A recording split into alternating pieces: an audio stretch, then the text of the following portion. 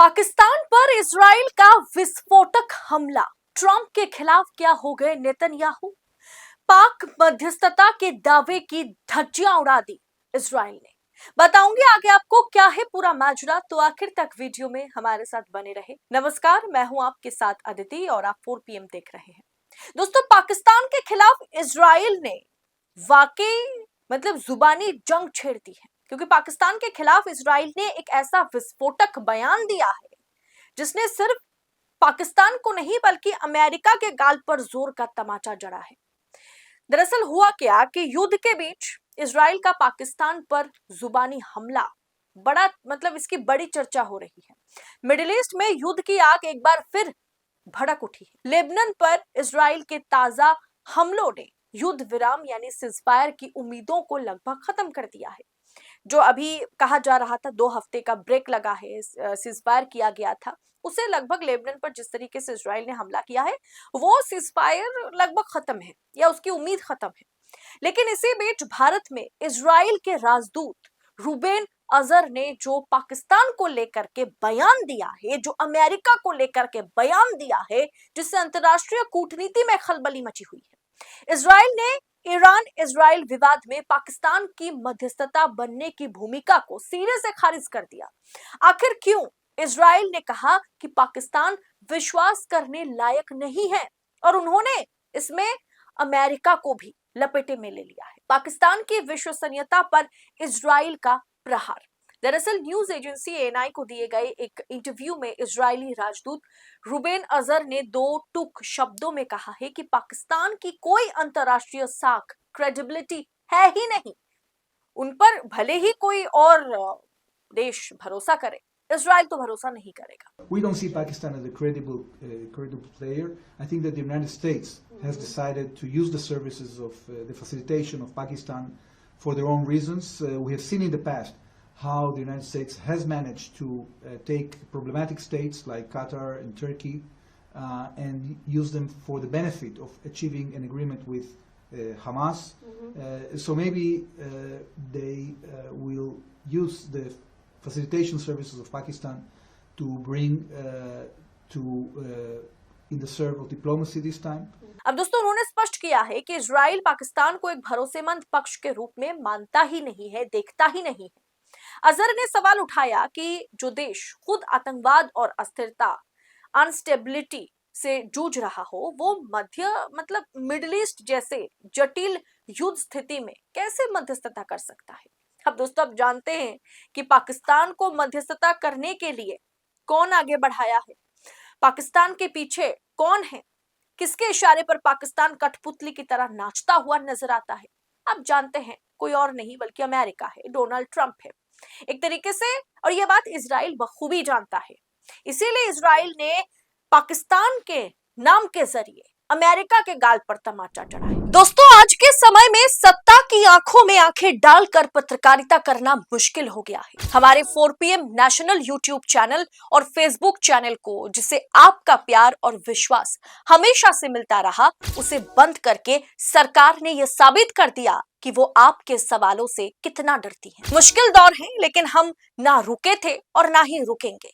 हम सच के लिए हमेशा लड़ते रहेंगे। ऐसे में 4 PM उत्तर प्रदेश यानी 4 PM यूपी को ज्यादा से ज्यादा ज्वाइन करें और स्वतंत्र पत्रकारिता को जिंदा रखने के लिए जितना हो सके उतना हमारा आर्थिक सहयोग करें।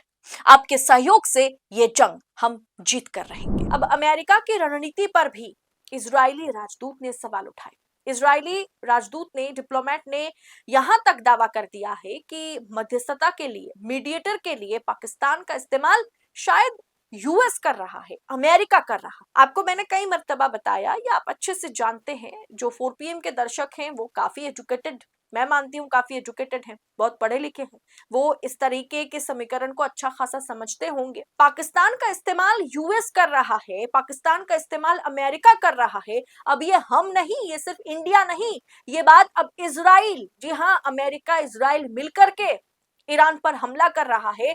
अब वही इजराइल अमेरिका को कह रहा है कि पाकिस्तान का इस्तेमाल अमेरिका कर रहा है। राजदूत ने यह भी कहा कि हमें नहीं पता कि अमेरिका ने पाकिस्तान को क्यों चुना, उसके अपने कारण हो सकते हैं। उन्होंने याद दिलाया कि अतीत में अमेरिका ने हमास के साथ भी समझौते को लेकर के कतर और तुर्की जैसे देशों का सहारा लिया था, लेकिन पाकिस्तान की भूमिका इजराइल की नजर में जीरो है, लाइक नथिंग। ईरान और इजराइल के बीच 2 हफ्तों का सीजफायर प्रभावी हुआ नहीं हुआ, ये तो जिस तरीके से इजराइल ने लेबनान पर हमला कर दिया उसे देखकर समझा जा सकता है, लेकिन लेबनान के मुद्दे पर कहीं ना कहीं ये सीजफायर कहा जा सकता है कि टूटने की कगार पर है। अब इधर स्थिति ऐसी है कि इजराइल के राजदूत जो है, जो इंडिया में है, वो इजराइल के राजदूत डिप्लोमेट अब अमेरिका के खिलाफ बयान दे रहे हैं। अमेरिका ने जिस मीडिएटर को चुना उस पाकिस्तान के खिलाफ बयान दे रहे हैं।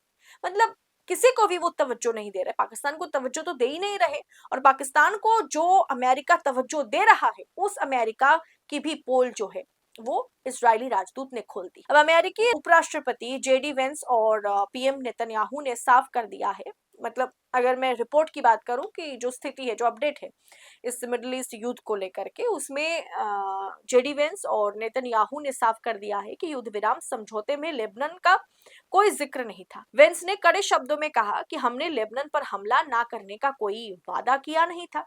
दूसरी ओर ईरान के विदेश मंत्री जो है अब्बास अरागची ने गेंद जो है वो अमेरिका के पाले में डालते हुए कहा है कि अमेरिका को चुनना होगा कि वो शांति चाहता है या इजराइल के इशारे पर युद्ध जारी रखना चाहता है।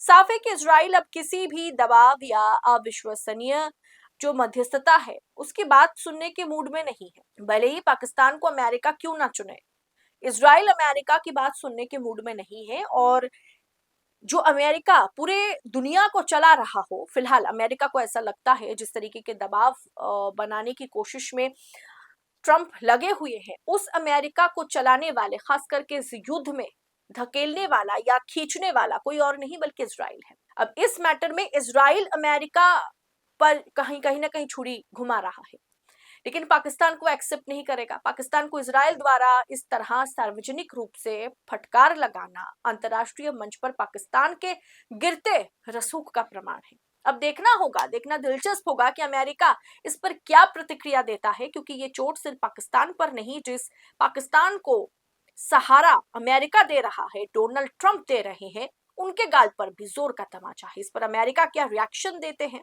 ये देखना दिलचस्प होगा, और क्या इसके जरिए कहा जा सकता है कि अमेरिका और इजराइल के बीच सब कुछ पहले जैसा नहीं है। अब ये आने वाला वक्त ही बताएगा। इस पर अमेरिका या फिर ट्रंप क्या रिएक्शन देते, क्या प्रतिक्रिया देते हैं, वो देखना दिलचस्प होगा। और क्या लेबनान की आग में फिर से मिडिल ईस्ट को ये लेबनान की आग अपने चपेट में लेगी? क्या लेबनान पर हमले का जवाब जो है वो ईरान देगा? फिलहाल इस रिपोर्ट पर आपकी राय क्या है और आपको क्या लगता है, क्या पाकिस्तान को लेकर के इजराइल ने जो हमला किया है पाकिस्तान पर, जिस तरीके से पाकिस्तान की साख को, मतलब जिसकी कोई क्रेडिबिलिटी नहीं है, ऐसा एक देश है, वो क्या मिडिल ईस्ट के मैटर पे बात करेगा, सीज फायर पर बात करेगा? हम उसे तवज्जो तक नहीं देते। क्या ये अमेरिका और इजराइल के बीच कुछ खटपट की ओर इशारा कर रहा है? आपकी राय कमेंट बॉक्स में हमें बताइएगा जरूर। और ऐसी तमाम खबरों को यूं ही पाने के लिए 4 PM न्यूज नेटवर्क के साथ बने रहें। मुझे दीजिए इजाजत, बहुत बहुत शुक्रिया आप सभी का। जय हिंद, जय भारत।